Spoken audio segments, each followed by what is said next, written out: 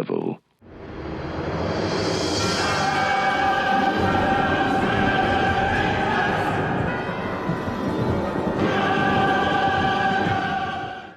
Written and directed by Colin and Cameron Cairns, we are talking Late Night with the Devil. And this is a period movie set in 1977, and I suppose, technically speaking, a found footage movie. It stars David Dastmalchian, who has become quite the kind of the genre fan favourite these days, and is a kind of unique and quite, I have to say, quite brilliant kind of demonic possession movie. Now, the concept of the movie is we have our main character played by David Dastmalchian, who is a kind of late night talk show host. A bit like kind of Jimmy Kimmel or Jimmy Fallon, kind of nowadays, effectively. But this is set in the 70s. And he's a, a fictional kind of presenter and everything, but it's kind of very much set in like the real world. His ratings are going against Johnny Carson. It is actually based off a kind of a guy from Australia, a talk show host from Australia. That was the kind of inspiration for this character. But anyway, and our main character, our talk show host, he's had a little bit of a tragedy. His wife has died from cancer. His kind of ratings are dipping. He's kind of running second fiddle to Carson and things. And he's part of this kind of like Illuminati kind of style, kind of gentleman's club. And it's a little bit secretive and everything. Anyway, to try and resurrect his flagging ratings, he has got this Halloween special. And we see a couple of guests and things. And one of the guests is this doctor and this 13-year-old girl who is purportedly possessed by a demon. And whilst they kind of interview her, strange things start to happen and things go sideways. That's kind of all I'll say on the plot. So let's discuss what works. So I have to say this is a great concept for a movie, and the whole movie is effectively the runtime of this talk show. We have a little bit of a kind of an intro at the beginning that kind of gives you the backstory of how we've got to this kind of place, and then the rest of the kind of the movie is literally the talk show, from the intro to other guests that appear before our kind of our headliner, so to speak, right up until the conclusion, and that is the movie. So it's like you are watching an actual kind of talk show. Hence why it's kind of, I suppose, technically speaking, somewhat of a found footage movie.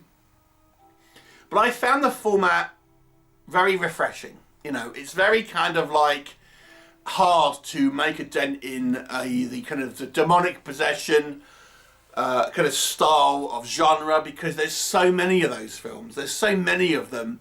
It's hard to become original, and even this one still follows some of the kind of the tried and tested tropes. But because of its kind of unique presentation, the movie really does feel very, very fresh, very unique.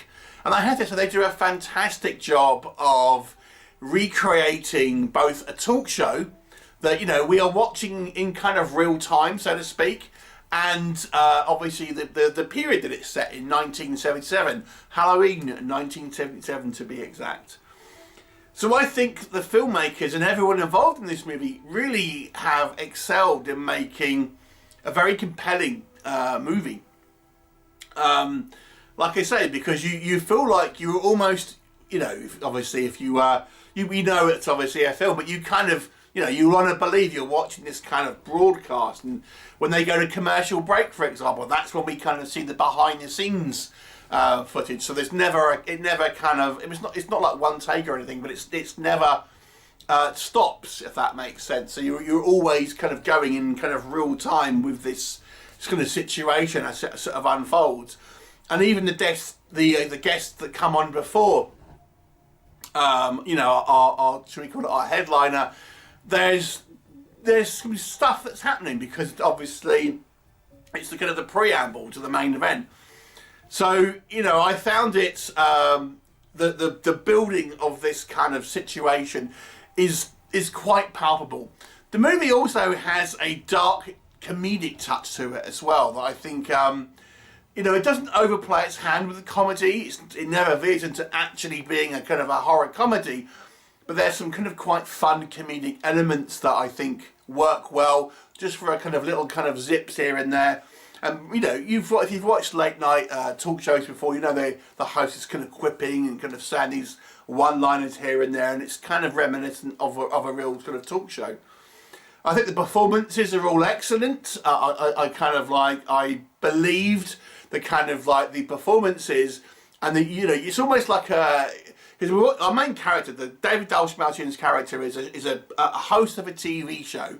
So we're watching him host a TV show where he's kind of having to put on this front, but also kind of obviously when the mask kind of slips and he has his kind of real like emotions that come out. So you're watching someone act and then kind of act again, if that makes sense.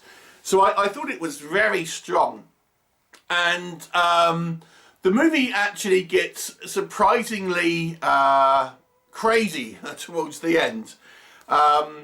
So it's not like a complete slow burn, this film. I think it does have a kind of a rising threat level, so to speak, as the film goes on. And I think when we get to the end, it goes absolutely bananas, and you kind of think, no, don't do that, don't do that. I was thoroughly engaged. I thought this movie was extremely well done, very watchable, and in a crowded market, very unique. So my hat is off to the filmmakers with this one. Do I have any negatives? I mean, the end to me, although I still really enjoyed it, was probably not as strong as the build-up. I think once we kind of get to the more overt VFX, arguably, I think they might have overdone it a little bit, if I'm completely honest.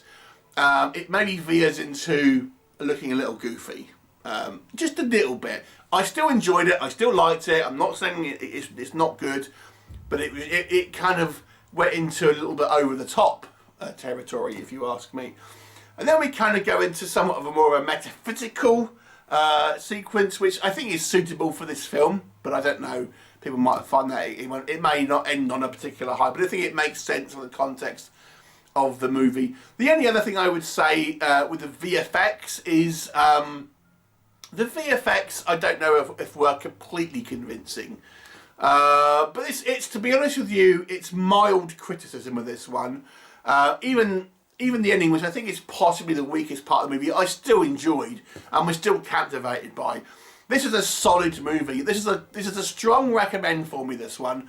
And I'm going to give this one an 8 out of 10. I suggest if you like possession movies and you want to watch something different and enjoyable, I would strongly suggest checking this one out. 8 out of 10. Have you seen it? Would you see it? Please do let me know what your thoughts are, and I look forward to seeing you next time.